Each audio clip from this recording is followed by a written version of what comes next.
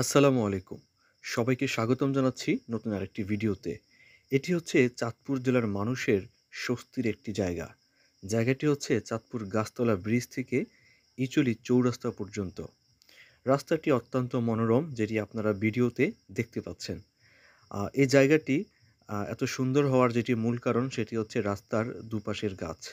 রাস্তার দুপাশের গাছগুলি রাস্তাটির সৌন্দর্য কয়েক গুণ বৃদ্ধি করেছে, যার কারণে রাস্তাটি দেখতে খুবই মনোরম মনে হয়।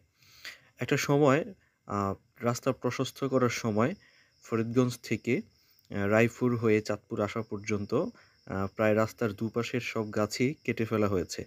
তবে এই জায়গাটুকুর ইচুলি চৌরাস্তা থেকে ব্রিজ পর্যন্ত এই জায়গাটুকুর গাছ তেমন কাটা না হওয়ার কারণে সময়ের ব্যবধানে এই জায়গাটুকু মানুষের কাছে খুব প্রিয় এবং পছন্দের একটি জায়গা হিসেবে রূপ নিয়েছে। আর এর দুপাশের গাছগুলো খুবই সুন্দর। সে কারণে জায়গাটি খুবই সুন্দর।